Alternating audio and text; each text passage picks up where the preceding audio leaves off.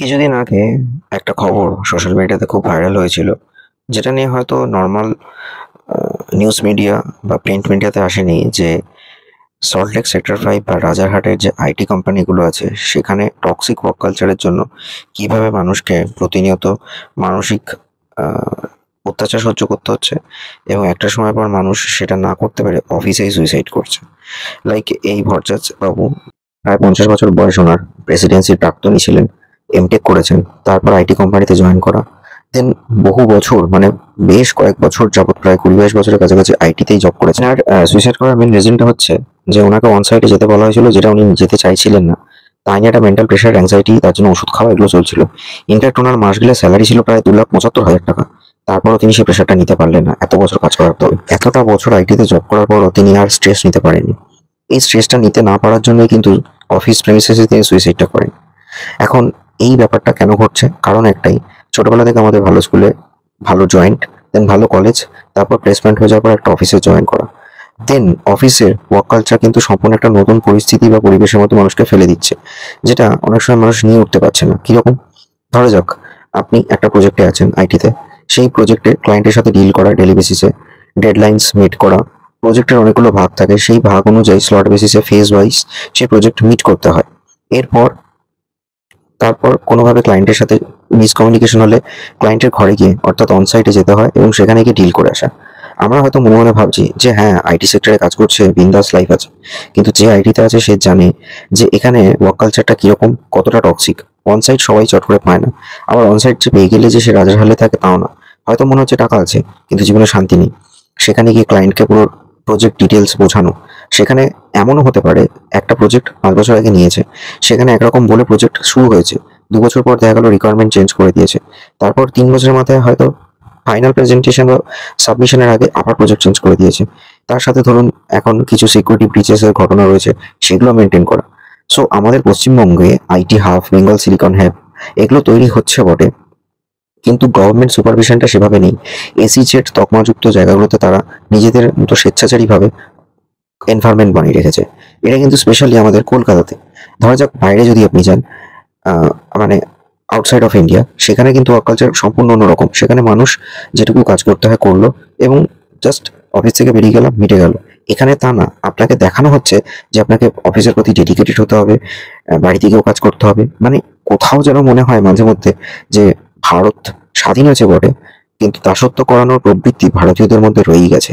তাই এখনো কিভাবে এমপ্লয়ীদের হেনস্থা করা যায়, কি করে অন টাইমে ঢুকতে হবে, এদিকে লেট নাইট করে বাড়িতে যেতে হবে, তাড়াহুড়ো করে চলছে। Not only that IT sector, আমাদের ব্যাংকিং সেক্টরেও সেম কেস, প্রাইভেট ব্যাংক। যদি আপনারা দেখেন যে আমাদের বাইরের যে সমস্ত সিটিগুলো রয়েছে, ব্যাঙ্গালোর, যেখানে 2 থেকে 2 ঘন্টা আপনাকে জ্যামে থাকতে হয়, দিল্লিতে পলিউশনে থাকতে হয়। আর এই যে এইচডিএফসি ব্যাংকের ঘটনাটা, আশা করি অনেকেরই মনে আছে এক্স্যাক্টলি ঠিক কি ঘটেছিল। मोटिवेट करने का तरीका थोड़ा हार्श है। For you, my CPI score is 77. Today I will issue HR memo to you and Tithi. Indradev आशीर्वाद করেছে অ্যাকাউন্ট খুলে গেছে তোমার ব্রাঞ্চে। को बात करनी है आपकी भी नहीं बात सर, करनी हम है। सबके सामने बात करेंगे। তুমি কি করেছো মামা? তুমি কি করেছো মামা? अरे के मैं लात मारूंगा तेरा कचरा। Bank, Axis bank, HDFC bank, Bandhan bank, এগুলো ম্যাক্সিমামটা চলে সেলসের উপর। অ্যাকাউন্ট খুলতে হয়, ফিক্সড ডিপোজিট করতে হয়। এখন তো মিউচুয়াল ফান্ড, শেয়ার মার্কেট, সেগুলো ট্রানজাকশন ভায়া ব্যাংক করছে। তো সেখানে একটা টার্গেট দেয় যে কাস্টমারকে কনভিন্স করাতে হবে, নতুন অ্যাকাউন্ট খোলাতে হবে, নতুন এনএফটি করাতে হবে, মিউচুয়াল ফান্ড অ্যাকাউন্ট করাতে হবে। না করলেই এমপ্লয়ীদের উপর চাপ দিচ্ছে ম্যানেজমেন্ট। এইরকম সিচুয়েশন হয়েছে।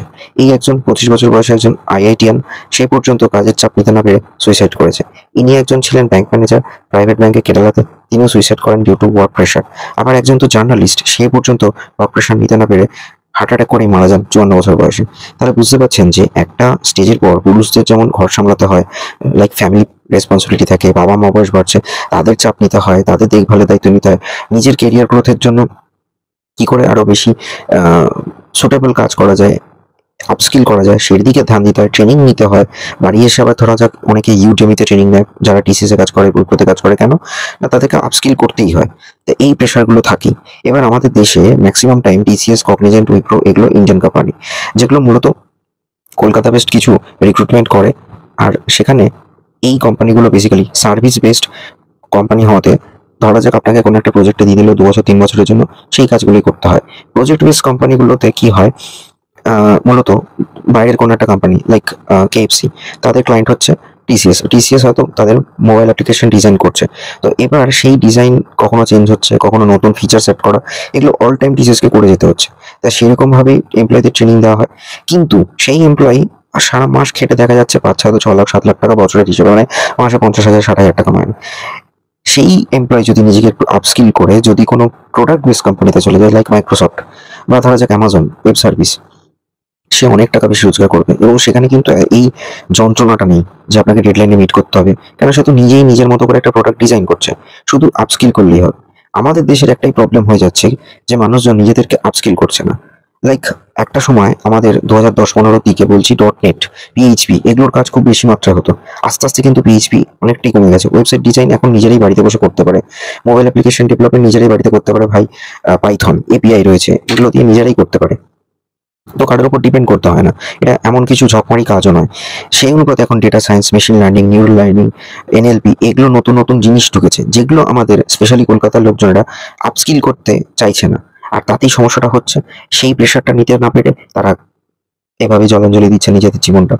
আর মোটের উপর কি বলুন তো, একটা জায়গায় থাকছে যে আইটি সেক্টরগুলোতে বা প্রাইভেট যে কোনো কর্পোরেট সেক্টরে যে ওয়ার্ক কালচারটা, টক্সিসিটি কিরকম, ম্যানেজার বললো একরকম ভাবে চলতে, কলিগ বললো আপনি এরকম ভাবে চলুন। কলিগের কথাটা বিশ্বাস করে যদি কেউ চলতে থাকে, দেখা গেল তার পারফরমেন্স ডাউন হলো, ম্যানেজার তাকে সরিয়ে দিল, তার ইনক্রিমেন্ট আটকে দিল। এই চাপগুলো চলছে আমাদের ইন্ডিয়াতে। এইটা খুব বাজে কালচার হয়ে গেছে এখন ইন্ডিয়ার মধ্যে। আমাদের ভারত এখন সব থেকে বেশি টাইম অফিসে দিয়ে, কাজের প্যাটার্ন ওয়াইজ আমাদের দেশে কিন্তু এখনো পর্যন্ত সেই গরু গাধার মতো খাটানো হচ্ছে, মেন্টাল প্রেশার দেওয়া হচ্ছে, দেখানো হচ্ছে যে কাজের প্রেশার প্রচুর বেশি, ওপর থেকে কিন্তু ম্যানেজারগুলো বেশ বহাল তবিয়তে রয়েছে। এইগুলো করতে করতে কিন্তু মানুষ চাপ নিতে পারছে না, সুইসাইড করছে। যদি আমি খুব ভুল না হয়ে থাকি, আমেরিকান এক্সপ্রেস বা US এর কিছু ব্যাংকিং অর্গানাইজেশন রয়েছে, তারা রিসেন্ট নিয়ম চালু করেছে যে 2 দিন করে 4 দিন কাজ করতে হবে, মাঝখানে 3 দিন ছুটি থাকবে, মানে সোমবার মঙ্গল কাজ করবে, বুধ অফ, দেন বৃহস্পতি শুক্র কাজ করবে, আবার শনি রবি অফ। এতে কি হবে, তার প্রোডাক্টিভিটি বাড়বে। কেন, তাকে যদি স্ট্রেস ফ্রি এনভায়রনমেন্টে কাজ করানো হয়, তার প্রোডাক্টিভিটি বাড়বে, সে অনেক চাপমুক্তভাবে কাজ করতে পারবে, যেটা আমাদের ভারতে করানো হচ্ছে না। এবং এগুলোর জন্য কিন্তু একটা বলে না যে ওয়ার্কিং এনভায়রনমেন্ট, প্রপার ম্যানেজমেন্টকে ডিজাইন করা, সেটা কোথাও ল্যাক করে যাচ্ছে এই সমস্ত নামজাদা কোম্পানিগুলোতে।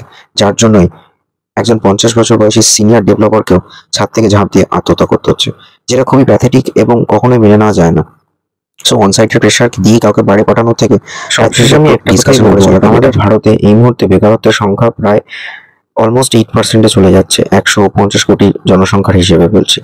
তার মধ্যে পশ্চিমবঙ্গের বেকারত্বের অবস্থা আরো খারাপ। তো আমার মনে হয় এখানে আরেকটু পোলাইট ভাবে, আরেকটু হিউম্যানিটিসের সাথে এই সমস্ত অর্গানাইজেশনগুলোর ওয়ার্ক ডিজাইন করা উচিত।